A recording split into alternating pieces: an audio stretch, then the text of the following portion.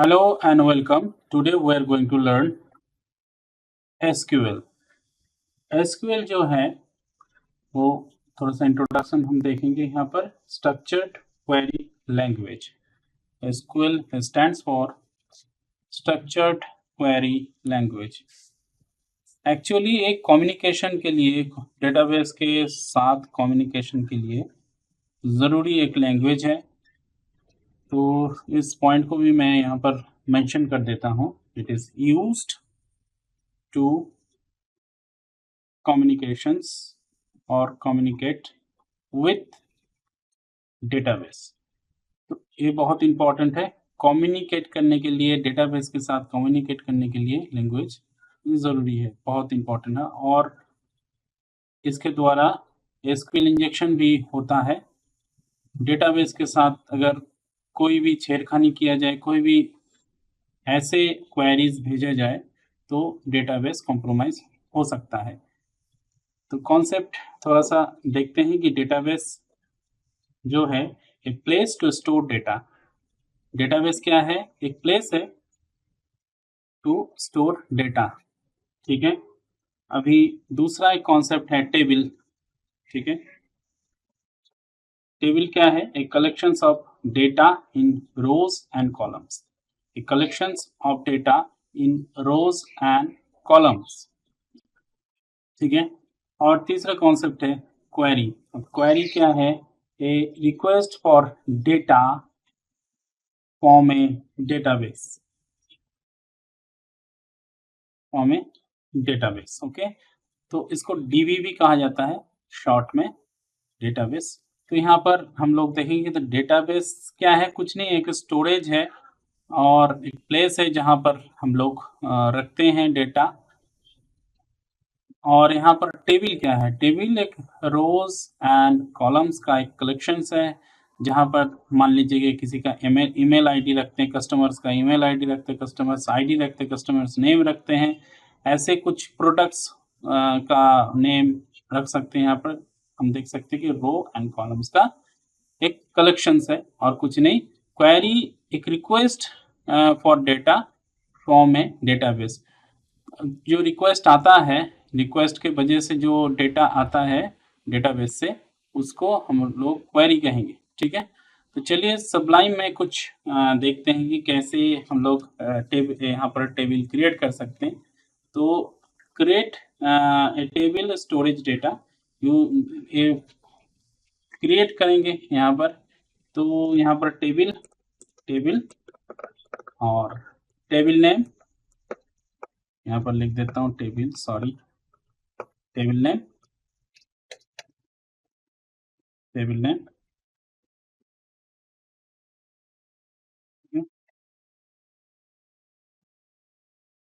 Table name, column 1, data type, comma, column 2,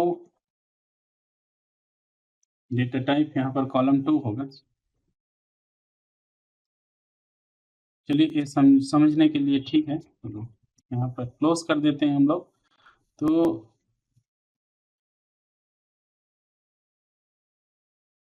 यहाँ पर example ले लेते हैं, create table like student.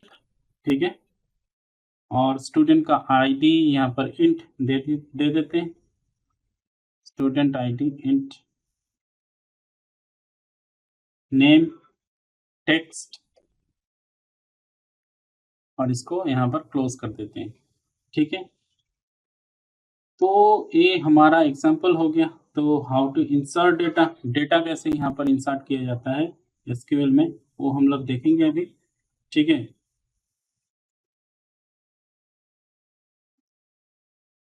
Data inserting,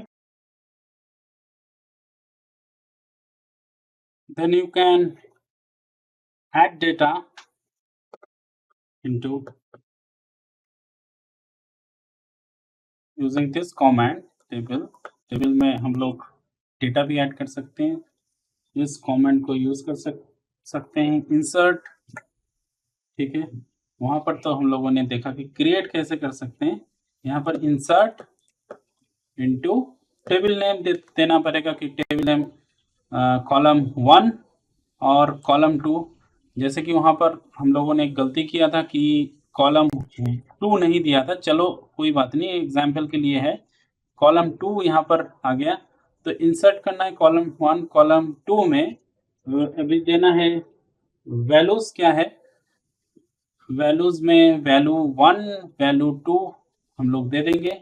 कोई कुछ भी वैल्यू हो गया, 1 2 3 या 10 या 11 वैल्यू हम दे देंगे। ठीक है,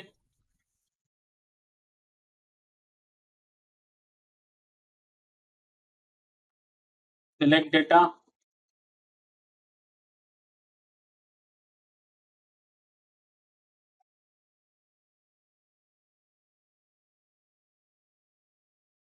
डेटा कैसे सिलेक्ट करना है।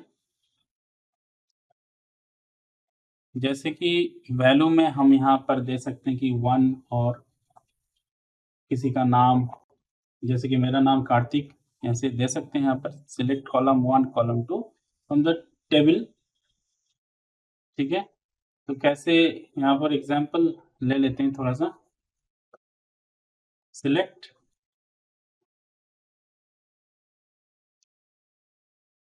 आईडी दे देते हैं, नेम, जैसे कि किसी का नेम हो गया फ्रॉम स्टूडेंट्स। ठीक है, इसको क्लोज कर देते हैं। तो ऐसे होता है। तो आगे हम लोग देखेंगे एसक्यूएल का एग्जाम्पल।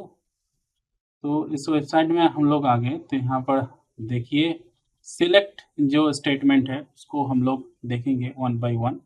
देखिए जब एस्टेरिस्क देते हैं हम लोग, सिलेक्ट एस्टेरिस्क कस्टमर जो है, यहाँ पर आप देख सकते हैं कि 91 कस्टमर है। तो मैं यहाँ पर एपिक पेन खोल लेता हूँ। तो यहाँ पर हम लोग देख सकते हैं कि 91 जो है कस्टमर से, कस्टमर कितने हैं 91। कस्टमर का table name and records, customers records है 91। तो इसमें हम लोग देख सकते हैं कि कैटेगरीज कितना है, एम्प्लॉयज कितना है, ऑर्डर डिटेल्स कितना है, orders, product, shippers and suppliers. ठीक है, तो चलो इसको थोड़ा सा एक्सप्लोर कर सकते हैं। इसका जो देखिए 91 जो है लास्ट है और वाला है लास्ट कस्टमर का नाम। तो इसको थोड़ा सा एक्सप्लोर करते हैं। ये है एसक्यूएल का सिलेक्ट स्टेटमेंट। हम लोग थोड़ा सा लिखते हैं कस्टमर नेम। देखिए सारा का सारा कस्टमर नेम यहाँ पर बोला जा रहा है कि सिलेक्ट करो कस्टमर से कस्टमर नेम एंड उसका सिटी। ठीक है, ये देखिए कस्टमर नेम एंड सिटी निकल गया। तो कस्टमर के अंदर से सिलेक्ट करना पड़ेगा। देखिए यहाँ पर प्रोडक्ट्स ले लेते हैं, प्रोडक्ट्स में एस्टेरिस्क दिया तो सारा का सारा प्रोडक्ट निकल के बाहर आएगा। प्रोडक्ट ये नहीं होगा क्योंकि रो एंड कॉलम्स में होता है, तो प्रोडक्ट और एक देना पड़ेगा। कस्टम ये भी गलत है। ठीक है, प्रोडक्ट्स कस्टमर में बारीकी से दिखाने की कोशिश कर रहा हूँ क्योंकि गलत है। कस्टमर से ये देखिए एस्टेरिस्क जब लगाते हैं कस्टमर में जितना भी डेटा है, मतलब 91 जो कस्टमर्स डिस्क्रिप्शन है ओनली कस्टमर्स को उठाएगा। ठीक है, सिलेक्ट ऑर्डर्स, देखिए यहाँ पर सिलेक्ट एस्टेरिस्क फ्रॉम कस्टमर्स। और मान लीजिए कि मुझे चाहिए कि कस्टमर नेम, तो कस्टमर नेम कॉमा और एक यहाँ पर पोस्टल कोड हमें चाहिए, तो पोस्टल कोड ले लेता है। देखिए यहाँ पर कस्टमर नेम और पोस्टल कोड ही कस्टमर से उठा। मतलब सिलेक्ट करो डिस्क्रिप्शंस, ठीक है, कॉमा दिया, कैटेगरी नेम कैटेगरी से। समझ में आया। सिलेक्ट करने के लिए हम लोगों ने बोला कमेंट फोन नंबर, शिपर्स के फोन नंबर चाहिए। ठीक है, और चाहिए शिपर्स के नेम। ठीक है, और जब कमेंट चलाया तो हमारे पास ये डेटा आया। तो अभी हम जानेंगे कि एसक्यूएल को कैसे लोकल सर्वर में या लाइव सर्वर में सेटअप कर सकते हैं। जैसे लोकल सर्वर में हम लोग इंस्टॉल करेंगे वैसा ही प्रोसीड्यूर रहेगा हमारे लाइव सर्वर में इंस्टॉल करने का। ठीक है, हम कर सकते हैं। तो इसके लिए हम लोगों को चाहिए install database server. So you need to install a database server to run SQL. SQL एक लैंग्वेज है जिसके द्वारा डेटाबेस के साथ बात किया जा सकता है, ठीक है। कि इस SQL को रन करने के लिए, ठीक है, रन करने के लिए क्या चाहिए, इंस्टॉल करना चाहिए हम लोग को XAMPP सर्वर, लोकल जो सर्वर होता है जो लोकल होस्ट में चलता है, XAMPP सर्वर या WAMP server. In my case मैंने अलग एक सर्वर इंस्टॉल करूंगा माय केस। तो टू रन MySQL को रन करना चाहिए PHP ऑन योर कंप्यूटर। तो इतना हम जान गए कि SQL एक लैंग्वेज है जो डेटाबेस के साथ बात करने के लिए। और यहाँ पर देखिए लोकल सर्वर में जाके लोकल होस्ट माई एडमिन करके इस जगह पे आपको जाना पड़ेगा। देखिए मेरे केस में AM सर्वर करके मैंने एक इंस्टॉल करके रखा है। यहाँ पर देखिए Apache और MySQL दोनों रन कर रहे हैं।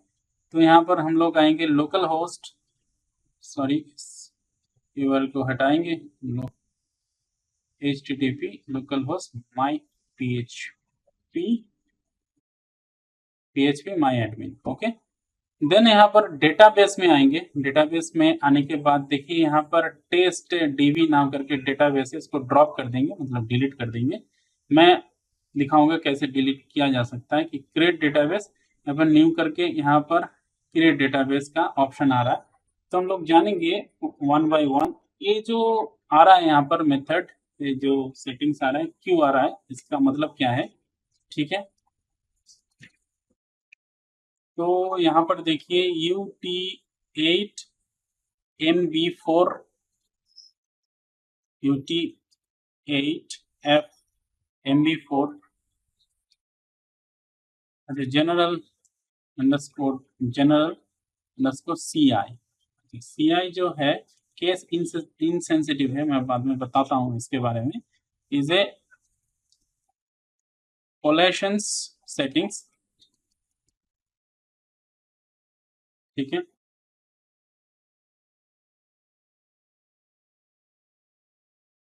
जो डिफाइन करेगा कि how to text is store in the database, कि डेटाबेस में जो डेटा है कैसे स्टोर होगा।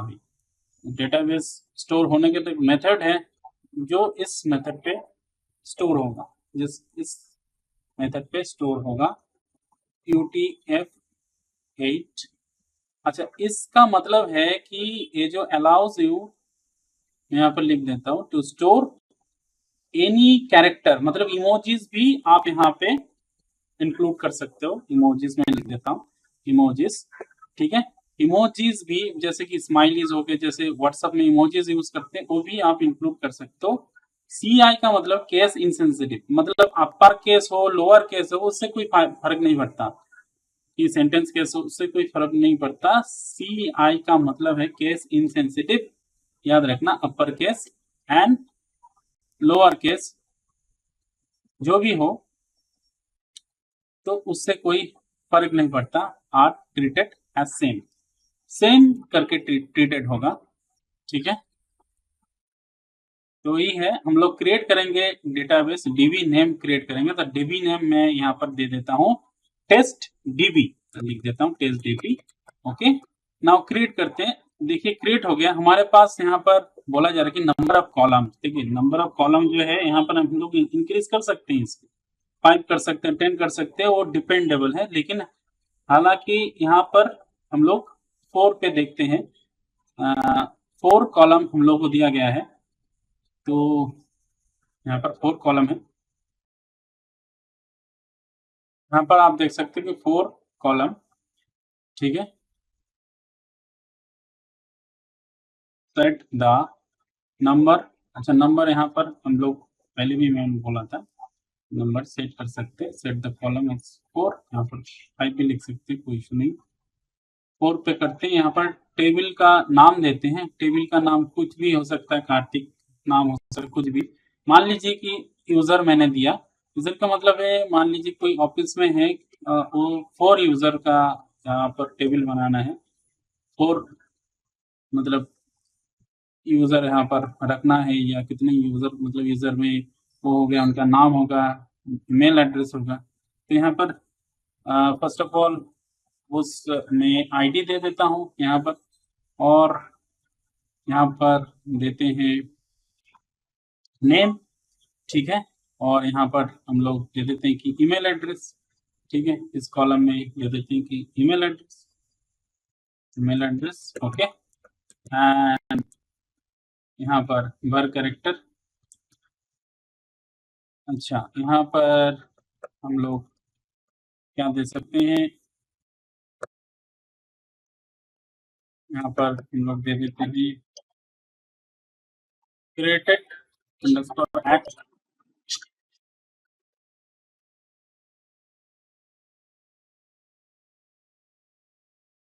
ठीक है।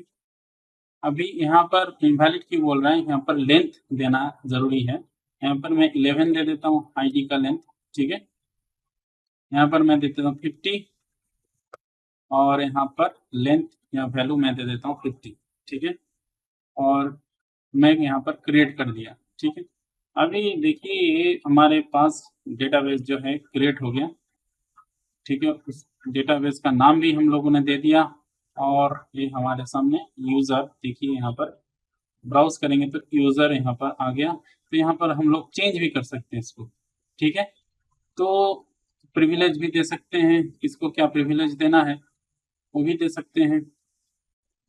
अभी थोड़ा सा इसको जानेंगे और इसको इंसर्ट करेंगे। यहाँ पर इंसर्ट करेंगे, मान लीजिए कि मैंने यहाँ पर इंसर्ट पे जाइए, ऊपर देखिए इंसर्ट होगा टैब, वहाँ पर इंसर्ट कीजिए और यहाँ पर मैंने दिया कार्तिक दत्ता, मेरा नाम है। चलो यहाँ पर मैंने मेरा ईमेल एड्रेस मैंने दे दिया दत्ता कार्तिक 8@gmail.com, ठीक है। फिर वो पे क्लिक करेंगे तो आपको ये जो हम लोगों ने इंसर्ट किया, जो डेटा इंसर्ट किया वो दिखेगा। ब्राउज पे जाइए, गो टू द ब्राउज, ऊपर टॉप में होगा ब्राउज, क्लिक कीजिए, वहां पर आप देख सकते हैं कि यहाँ पर डेटा क्रिएट हो गया। यहाँ पर कार्तिक दत्ता दिख रहा है और यहाँ पर ईमेल आईडी दिख रहा है, ठीक है। यहाँ पर देखिए ईमेल आईडी दिख रहा है और नाम भी दिख रहा है। मान लीजिए कि और एक यूजर क्रिएट करना है, ठीक है, इंसर्ट कीजिए, यहाँ पर मैं कर देता हूँ जॉन, नहीं छोड़िए जॉन नहीं, जो यहाँ पर कर देता हूँ राम, ठीक है, ram@gmail.com, ठीक है, गो किया।